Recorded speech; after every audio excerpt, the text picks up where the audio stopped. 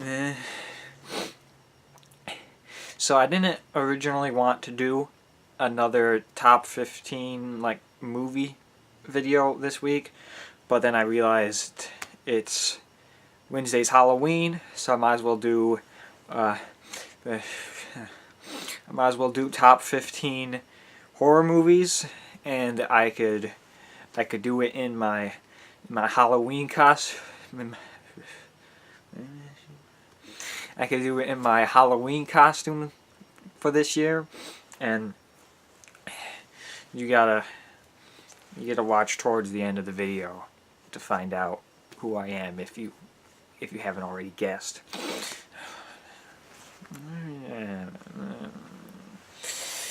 And so it was tough narrowing this down because I had to decide, what I consider horror movies. There were some things that I might have left off on the list just because I didn't feel like they didn't truly qualify as a real horror movie. For example, maybe some of the more comedy-based horror movies like Shaun of the Dead didn't make the list. Some kind of monster movies didn't make the list, like Jurassic Park or 2016 Shin Godzilla. They didn't make the list either because they're not exactly horror based. I mean, they are horror because there are monster movies that are horror movies, but those two weren't exactly. So they didn't really make the list yet. So I can't see without my glasses, so I gotta hold the paper up closer. Number 15, I have the new It Chapter 1, I suppose would be the best way to call it. It's kind of low on my list because I haven't seen It Chapter 2, so I don't know how this is all going to play out. So I'm just kind of waiting for final judgment on it until I see It Chapter 2. Number 14 is Saw 2. In my opinion, this is one of the rare horror sequels that are good. Usually they're not. They're not that good horror sequels, from what I've seen. And Saw 2, and to an extent Saw 3 is kind of exception to the rule in my opinion. I think Saw 1, 2, and 3 are a very solid horror movie trilogy. They kind of should have stopped there, but they kept going, and we know how that came out. Number 13 was It Comes at Night. To be honest, I expected a little more from this film. It's A24. It has Joel Edgerton in it. I was expecting a little bit more. I was a little bit let down, but overall I did enjoy this a lot. Number 12 is Jaws. It's a classic. A classic. It's an example of the horror movies that do fit into the monster category. Also, monster movie, horror movie, because it has a lot of suspense and thriller elements. And like I said, it's a classic. The boat scene where they're talking about the scars, and he's got the doll's eye monologue. It's just, it's a classic movie. Not much more to say about it. Number 11 is Joyride. Rusty Nail, the killer truck driver. Just a really enjoyable movie for me. One of my favorite. Rusty Nails is one of my favorite horror villains, in my opinion. This is an underrated franchise, or at least the first movie is an underrated movie. The two sequels are kind of garbage, but this is an underrated movie that I feel like could have been utilized more, and I guess I'm surprised it hasn't. Number 10 is Scream. Scream is a very good movie. It's I've said it before. Scream kind of wants to have its cake and eat it too. I think it wants to address these horror tropes, but still follow through with them anyway. They want to say, people in horror movies are always saying,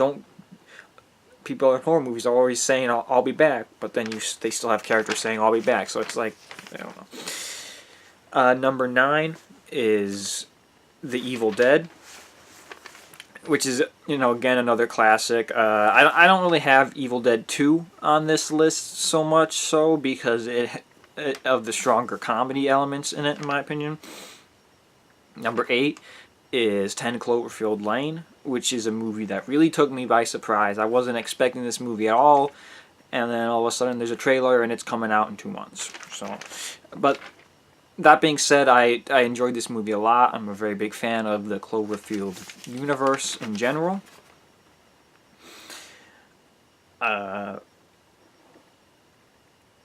Number 7 is going to be Jeepers Creepers. One of my favorite, definitely one of my favorite horror movie franchises. I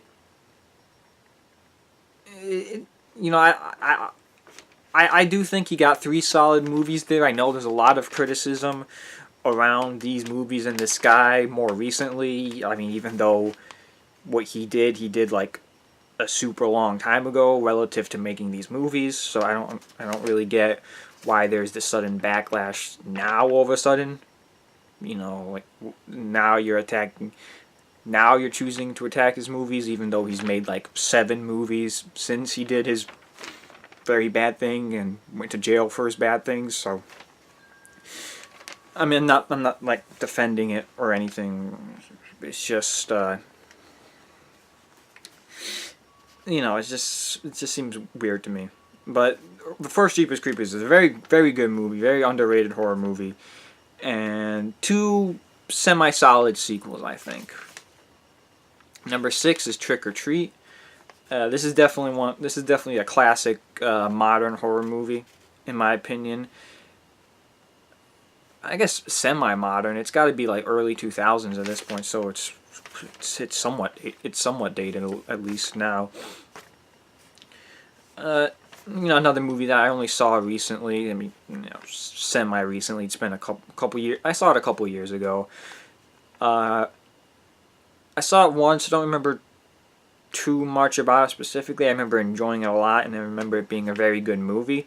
So that was enough for me. And now we're getting in the real meat here.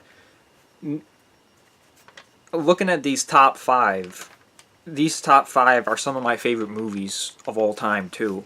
Like these top 5 would be if I were making like a top 50 list, these would all be in there somewhere, and some of these may even be higher.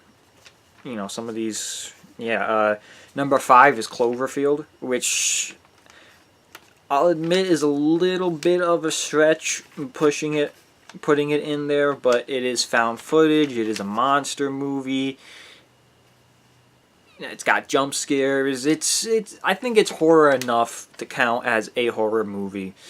And if it's not a horror movie, I don't really see any other genre that it could belong to. It's not really action adventure. It's not really sci-fi. I mean, it's just like all these subgenres of horror, because found footage isn't its own genre. Found footage is a subgenre of horror. Monster movie isn't really its own genre. It's a subgenre of either of sci-fi and horror. And you can lean more horror or more sci-fi when you're dealing with a monster movie like Jurassic Park versus Jaws, for example. Number 4 is Saw. This is a movie that I didn't see in theaters. I actually saw the first Saw movie after Saw the Final Chapter was already out. This was a movie that was kind of recommended to me a couple times. I did go into it seeing the twist. I mean, I went into it already knowing the twist, which is a little disappointing, because knowing me, if I had seen that twist in theaters, it would have blew my mind. I think the twist in Saw is one of the best movie twists. Not the best, but one of the best. It's definitely up there in my opinion. Number 3 is the 1931 version of Frankenstein. This is James Whale's version of Frankenstein, and it's an often somewhat overlooked film, I think, especially when you're talking about horror movies. this is a extremely influential movie. You really have to look at it. It's the earliest example of the monster movie, the horror movie, even a sci-fi movie. This influenced sci-fi movies a lot. You know, leading up to the B movies that we would get in a couple years, and then the real boom of sci-fi in the 70s and 80s. Horror, all these genres really kind of led back to the very original Frankenstein, and then its sequel, Bride of Frankenstein, but more so this one. And it's worthy of that. It's a very good movie. It's an incredible movie. It holds up a lot today, and it's always just a story that I've enjoyed a lot. The story of Frankenstein. Number 2 is one of the most recent movies on my list. Not the, I think it's maybe the second or third most recent movie on my list. I'd have to look at release dates. And number 2 is The Witch. This is, of course, the 2016 The Witch, which was spelled VVICTH. Again, it's an A24 movie. I just heard a lot about how this movie is going to be very scary. And so I was thinking to myself, this is 100% a movie I should not watch at all. So I'm going to go in the movie theater and see it.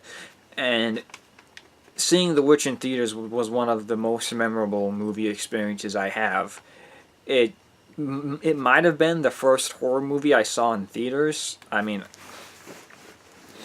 the first real, true, strong horror movie, at least. You know, I might have saw these other ones that were kind of technically sort of horror movies, like Cloverfield or 10 Cloverfield Lane, but The Witch was one of the very first strong horror movies I saw, and this movie was incredible. The score, the sound, the soundtrack, the visuals of this, the acting was on point. Being able to talk in that old English was crazy. And the movie's just so unsettling. You're like in a constant state of unease and cringe, and just, it's almost like you're just waiting for the ball to drop, waiting for whatever horrible, unspeakable thing is gonna peek out of the corner, and it never really does, so to speak. But it doesn't hurt from it, I would say. You could compare this recently to Hereditary, where I think it's that same thing. With Hereditary, you're also kind of waiting unease. You're waiting uneasy for whatever to happen. But I guess with Hereditary, it becomes a little more prevalent that it doesn't, in a way, and it's you kind of settle down a little bit with Hereditary more. You're like, okay, so this is the type of movie we're getting, and then that's fine.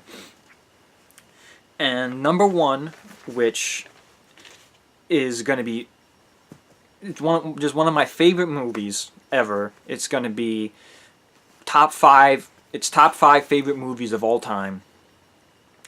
This is the 1982 John Carpenter's The Thing. Now, this movie is just great. This is a great movie. It hits so many boxes. I mean, it checks off so many boxes for me.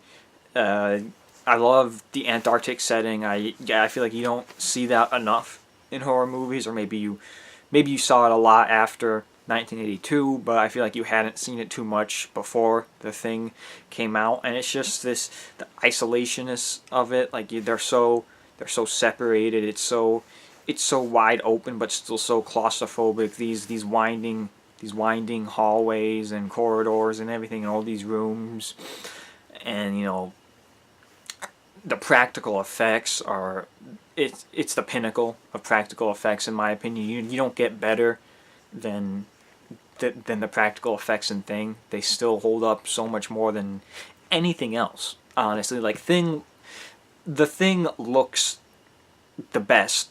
It looks better than like every other movie, whether that movie's utilizing practical effects or CGI. And it's just, there's just so many things that are just incredible about this movie. It's almost kind of tough for me to put into words. Exactly. But yeah, that was my list for my top 15 horror movies. I have no idea how long this video is because I can't see the little timer because I'm not wearing my glasses because of my costume. And you probably haven't guessed, but I'm going as Tom Hardy's Eddie Brock from this year's Venom, which I realized that all you really need to do to be Eddie Brock is look very tired, look very wet and sweaty, look very dirty, and wear a very dirty hoodie, which I didn't realize just how dirty this hoodie already was, so this does need to be washed. And have 5 o'clock shadow, which is why I shaved recently. And I was in the theater watching this movie, and I was like, he's wearing the same exact leather jacket that I have, so like that was pretty cool. So that's who I'm going as. Not that I'm going around trick or treating. I'm only wearing this for these videos. So yeah, Eddie Brock, aka Venom, played by Tom Hardy in the 2018's Venom. Now you know.